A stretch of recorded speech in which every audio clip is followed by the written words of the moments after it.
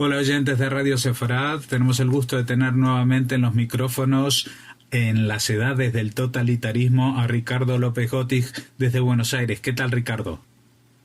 Hola Jorge, ¿cómo estás? Bueno, aquí sobrellevando el tema que ocupa a todo el mundo, y aquí en España especialmente, del coronavirus, pero queremos seguir sirviendo a nuestros oyentes esta historia, estas edades del totalitarismo en el siglo XX, y estábamos hablando justamente de después de la Segunda Guerra Mundial, lo que estaba pasando en el bloque soviético, y no solamente en la Unión Soviética, ¿no es cierto?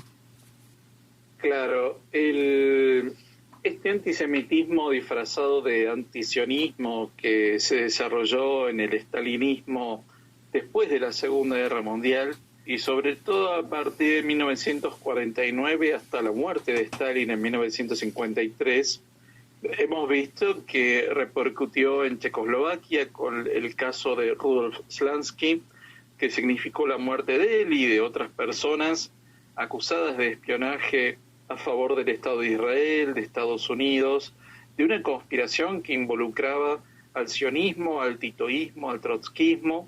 Bueno, esto va a tener repercusiones también en toda Europa Oriental, porque hay que tener muy presente que en toda Europa Oriental se seguían los dictados de Moscú en cuanto a estas políticas internas también.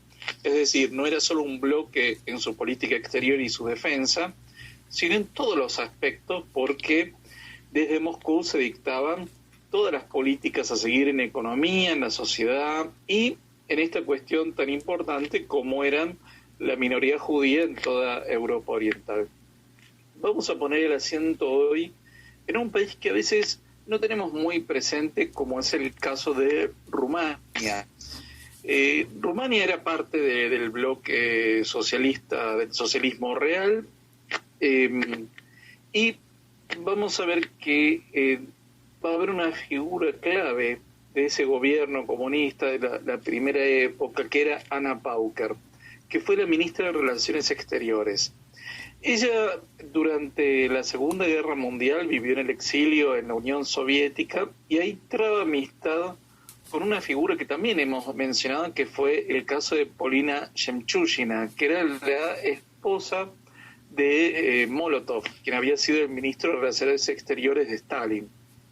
Bueno, en este caso vamos a ver que Anna Pauker va a formar parte de este gobierno comunista en los primeros años, hasta 1952, y hay que ver primero qué lectura se hacía con respecto a la minoría judía que vivía en Rumania. En principio, quien era el primer ministro de Rumania, Petru Groza, que era étnicamente rumano, él consideraba que era necesario que se fueran los judíos de Rumania porque entendía que había demasiados en posiciones clave.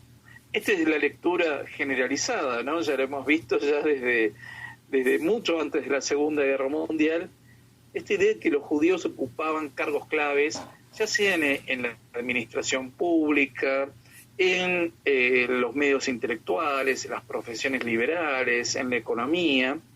Y entonces Petru Groza lo que entiende es que lo mejor que le podía pasar a Rumania era que se fueran los judíos después de la Segunda Guerra Mundial. Estamos hablando aproximadamente de 350.000, 400.000 pobladores judíos en Rumania después de la Segunda Guerra Mundial. Y acá va a haber dos lecturas muy diferentes con respecto a la minoría judía dentro del Partido Comunista, que era el predominante en esta coalición de gobierno, que una vez era la de Georgi Udai, que entendía que había que negar las visas a los judíos para que se fueran al Estado de Israel. Y por otro lado la de Anna Pauker, que estaba a favor. Anna Pauker fue ministra de Relaciones Exteriores de Rumania desde diciembre de 1947 hasta mayo de 1952. Bueno, en principio lo que se ponen de acuerdo era que iba a haber una restricción a los judíos que fueran profesionales. Es decir, por un lado, Rumania reconoce al Estado de Israel en mayo de 1948, pero inmediatamente después de la Guerra de Independencia tiene alineamiento con la Unión Soviética en su rechazo al nuevo Estado. Y entonces lo que se va a establecer es una restricción a aquellos judíos que eran profesionales y por consiguiente muy necesarios para la reconstrucción de la economía rumana. Es decir, estamos hablando de médicos, de ingenieros, odontólogos. Y ven que a partir de 1948 empiezan a solicitarse entre 5.000 y 3.000 visas por mes.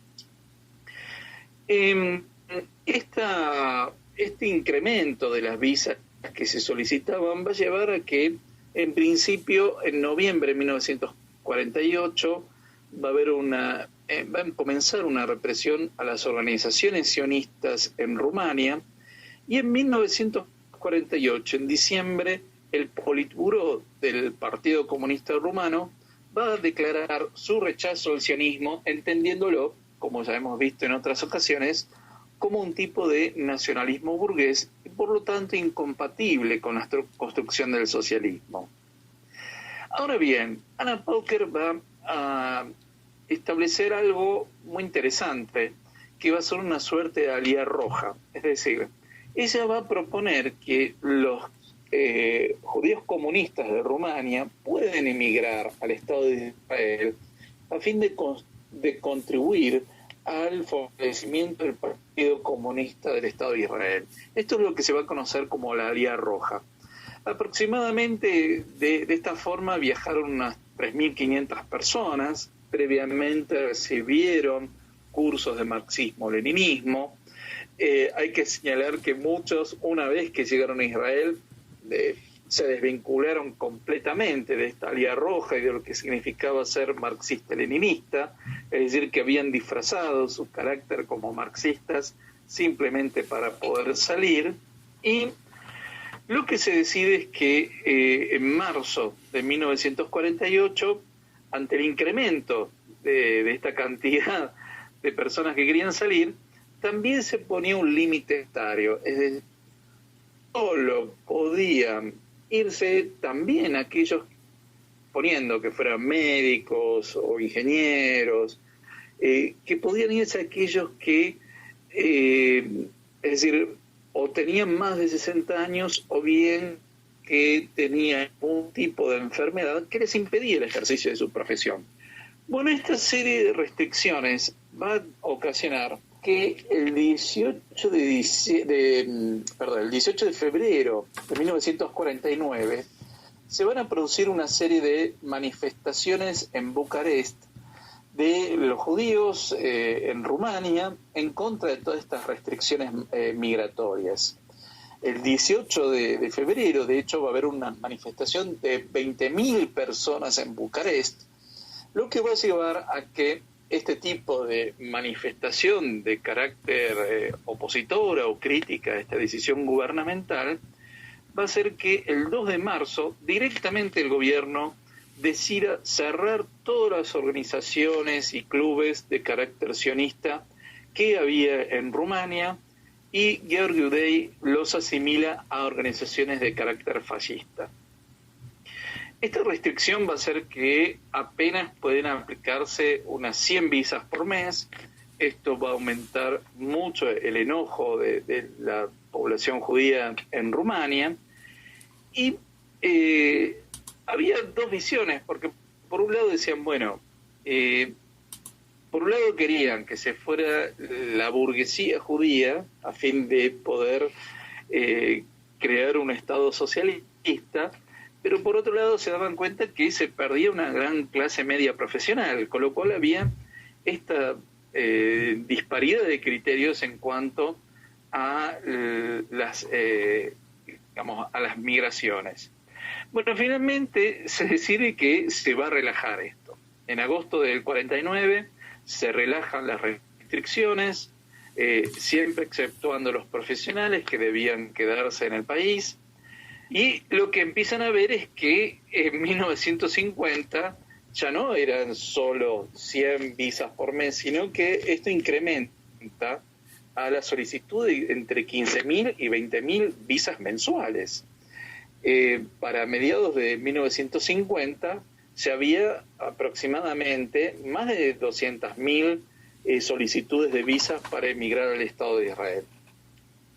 La respuesta, una vez más, es el arresto de los líderes sionistas, es decir, más allá de que las organizaciones habían clausurado, se va a empezar a arrestar a los líderes sionistas. Y en abril de 1952 se cierra completamente la inmigración y en julio de 1952 Anna Pauker tiene que dimitir como ministra de Relaciones Exteriores. Y acá con ella van a caer otros personajes de su entorno que se los consideraba como espías del Estado de Israel.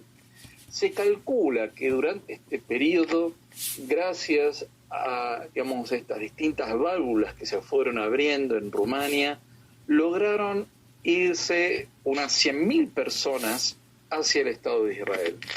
Ahora bien, Anna Pauker va a caer como víctima de esta ola antisemita que se estaba dando en la Unión Soviética, y el 18 de febrero de 1953 ella va a ser arrestada. Va a estar en prisión durante pocas semanas porque al poco tiempo de la muerte de Stalin, ella va a quedar confinada en su casa bajo arresto domiciliario, pero ya no en prisión. ¿Y cuál va a ser la acusación? Justamente que ella había sido una sionista, que había ayudado al Estado de Israel, que era una especie de espía. Finalmente, después de las autocríticas que hace Nikita Khrushchev en 1956, Anna Pauker es de alguna forma liberada de su arresto domiciliario, pero nunca va a poder ser de nuevo miembro del Partido Comunista.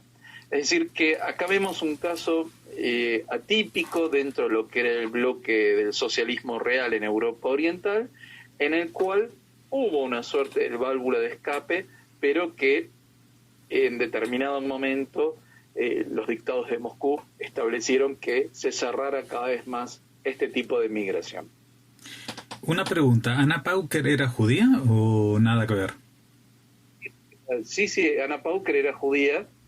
De hecho, Pauker es el nombre del apellido de su marido, ¿no?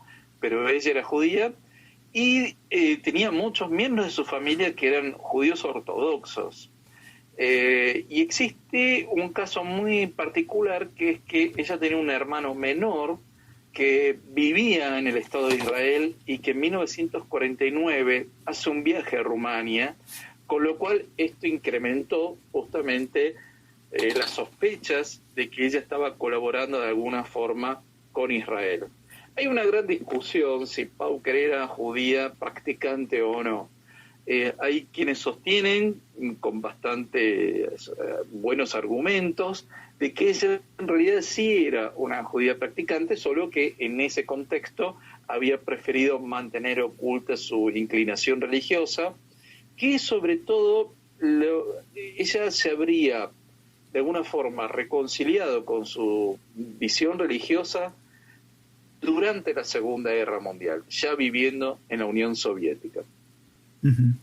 Bueno, sin duda es un personaje muy interesante, y también es muy interesante lo que nos cuenta porque, como venimos relatando y resumiendo al final de las últimas entregas, son todas historias de las cuales muy poca gente conoce, ¿no? Porque pertenecieron durante mucho tiempo a esas historias acalladas de la Unión Soviética y de su antisemitismo nunca reconocido.